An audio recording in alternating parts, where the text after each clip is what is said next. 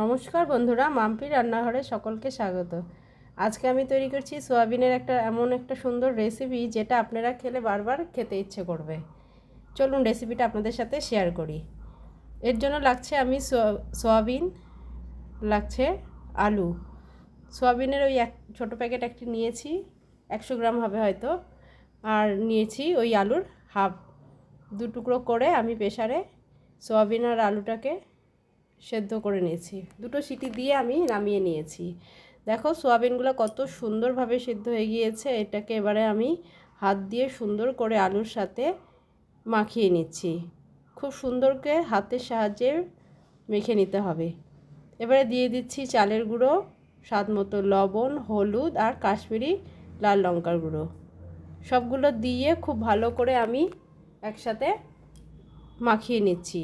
Oven জ্বালিয়ে কড়াই বসিয়ে তাতে তেল দিয়ে দিয়েছি। তেলটি আমার গরম হয়ে গিয়েছে। এবারে আমি মেখে নেওয়া সোয়াবিনটাকে এইভাবে ছোট ছোট করে গোল গোল করে আমি বড়ার মতো করে ভেজে নিচ্ছি। দেখো দেখতে কত সুন্দর হয়েছে, বড়াগুলোও কিন্তু খুব সুন্দর হয়েছে। এবারে আমি এক পিসটা ভাজা হয়ে গেছে, উল্টে আর একটা পিস খুব ভালো করে ভেজে নিচ্ছি। সুন্দর লাল লাল করে কিন্তু বড়াগুলোকে ভেজে নিতে হবে। এখানে আমি চালের গুঁড়ো ব্যবহার করেছি বড়াতে, সেটা তো তোমাদের দেখিয়ে দিয়েছি। তোমরা চাইলে চালের গুঁড়োর পরিবর্তে আটাও ব্যবহার করতে পারো।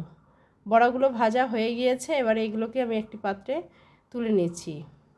এই বড়াগুলোকে দিয়ে আমি করব রসা। তার জন্য আমি নিয়েছি এর সাথে আলুগুলোকে এইভাবে টুকরো টুকরো করে কেটে নিয়েছি। ওই একই তেলে ফোড়নের জন্য নিয়ে নিচ্ছি জিরে আর শুকনো লঙ্কা। এগুলোকে একটু নেড়ে চেড়ে কেটে নেওয়া আলুর টুকরোগুলোকে আমি দিয়ে দিব। দিয়ে ভালো করে আলুগুলোকে লাল লাল করে ভেজে নেব। এখানে মশলার জন্য আমি ব্যবহার করছি জিরে গুঁড়ো, ধনে গুঁড়ো, কাশ্মীরি লাল লঙ্কার গুঁড়ো, হলুদ, স্বাদ মতো লবণ আর সামান্য পরিমাণে চিনি। এটি সম্পূর্ণ একটি নিরামিষ রেসিপি। তোমরা চাইলে নিরামিষের দিনেও এই রেসিপিটি তৈরি করে খেতে পারো। আমাদের সকলেরই ইচ্ছা করে বিভিন্ন রকম স্বাদের রান্না কিন্তু খেতে। মশলাটি সম্পূর্ণ রেডি করে নিয়েছি। এবারে আমি এতে দিয়ে দিব জল দিয়ে মশলাটাকে গুলিয়ে নিব। বন্ধুরা, তোমরাও চাইলে বাটা মশলাও এখানে ব্যবহার করতে পারো, আর সাথে আদাটাও ব্যবহার করতে পারো। আমি এখানে আদা ব্যবহার করিনি। আদা, জিরে, ধনে সব একসাথে মিহি পেস্ট তৈরি করে নিও। আলুগুলো ভাজা হয়ে গিয়েছে। এবারে আমি তৈরি করে রাখা মশলাটি আমি আলুর মধ্যে দিয়ে দিয়েছি। দিয়ে এবারে এগুলোকে খুব ভালো করে কষিয়ে নিতে হবে। এবারে আমি 10 মিনিটের জন্য ঢাকা দিয়ে দিব। 10 মিনিট পরে আমি ঢাকাটা তুলে নেব। তাতে ঢাকা দিলে কি হবে, আলুগুলো খুব তাড়াতাড়ি সুন্দরভাবে সেদ্ধ হয়ে যাবে। 10 মিনিট পরে ঢাকাটি তুলে নিয়ে এবারে আমি ভালো করে কষিয়ে নিচ্ছি। আর একটু নাড়াচাড়া করে আমি আবারও ঢাকা দিয়ে দেব। আলুগুলো আর একটু সেদ্ধ হবে। দেখো কালারটা কত সুন্দর হয়েছে। এইভাবে নিরামিষের দিন রান্না করে খেলে কিন্তু ভালোই হবে খাবারটা। দেখো মশলাগুলো প্রায় কষে এসেছে। এবারে আমি গ্যাসের ফ্লেমটাকে বাড়িয়ে দেব। দিয়ে আর একটু কষিয়ে নিয়ে আমি পরিমাণ মতো জল দিয়ে দেব। দিয়ে ভেজে রাখা বড়াগুলোকেও আমি এর মধ্যে দিয়ে অল্প ফুটিয়ে গরম মশলার গুঁড়ো দিয়ে একটি পাত্রে নামিয়ে নেব। তো বন্ধুরা, আমার এই রেসিপিটি আশা করি তোমাদের ভালো লেগেছে। তো বাড়িতে একদিনের জন্য হলেও অবশ্যই রান্না করার অনুরোধ রইল। আলুগুলো কিন্তু আমার প্রায় সেদ্ধ হয়ে গিয়েছে। এবারে আমি বড়িগুলো দিয়ে দিচ্ছি।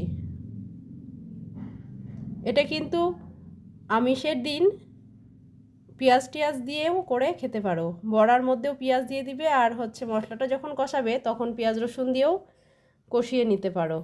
আমি এটা সম্পূর্ণ নিরামিষভাবেই করেছি। এটি একটি সম্পূর্ণ নিরামিষ রেসিপি। বাড়িতে গেস্ট এলেও এইভাবে তৈরি করে রান্না করে খাওয়া যেতে পারে।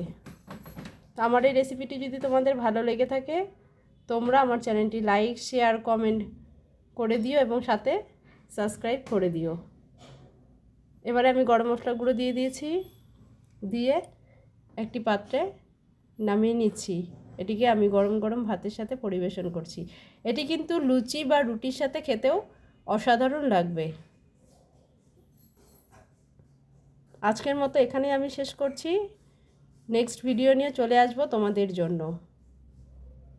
তোমরা পাশে থেকো, সাথে থেকো।